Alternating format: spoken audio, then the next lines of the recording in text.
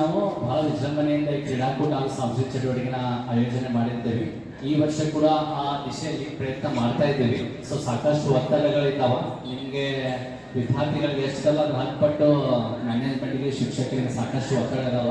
ಅವೆಲ್ಲನೂ ಮೀರಿ ಪ್ರತಿ ವರ್ಷದ ಏನು ನಮ್ಮ ಒಂದು ಸಂಪ್ರದಾಯ ಅದ ಅದರ ಪ್ರಕಾರ ಈ ಒಂದು 5 ದಿನ ನಾವು ಸೆಲೆಬ್ರೇಷನ್ ಮಾಡ್ಬೇಕಂತ ಅಂದ್ಕೊಂಡಿದ್ವಿ. ಪ್ರತಿ ಸಲ 6 ರಿಂದ 7 ದಿನ ಮಾಡ್ತಿದ್ವಿ.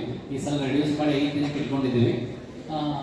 ಡೈಲಿ ಜೂನ್ದಿಂದ ಸ್ಟಾರ್ಟ್ ಆಯ್ತು ಅಂದರೆ ಸೈನ್ಸ್ ಅವ್ರಿಗಂತೂ ಮಾರ್ಚ್ ಆಗ ಸ್ಟಾರ್ಟ್ ಆಗಿರ್ತದೆ ಸೆಕೆಂಡ್ ಇಯರ್ ಅವ್ರಿಗೆ. ಜೂನ್ದಿಂದ ಸ್ಟಾರ್ಟ್ ಆಯಿತು, ವಾಪಸ್ ಎನ್ಯುವಲ್ ಎಕ್ಸಾಮ್ ಬರೋ ತನಕ ನಾನು ಕಂಟಿನ್ಯೂಸ್ ನಾವು ಪ್ರತಿದಿನ ಕ್ಲಾಸ್ ಪಿರಿಯಡ್ ಆಗ್ತಿರ್ತದೆ.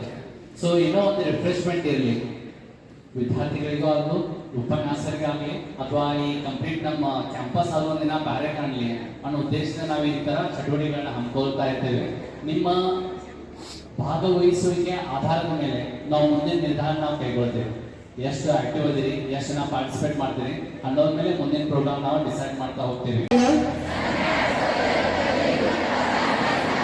ವಾರ್ಷಿಕ ಕ್ರೀಡಾಕೂಟದಲ್ಲಿ ಭಾಗವಹಿಸುತ್ತಿರುವ ನಾವೆಲ್ಲರೂ ಕ್ರೀಡೆಯ ಏಳಿಗೆಗಾಗಿ, ಕ್ರೀಡಾಪಟುಗಳ ಏಳಿಗೆಗಾಗಿ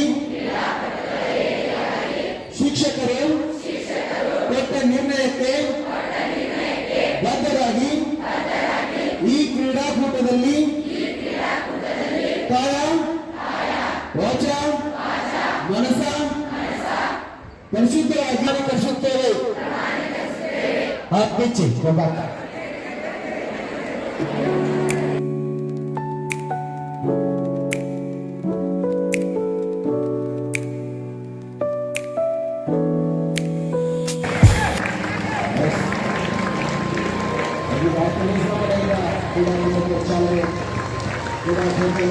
ಮುಖಾಂತರ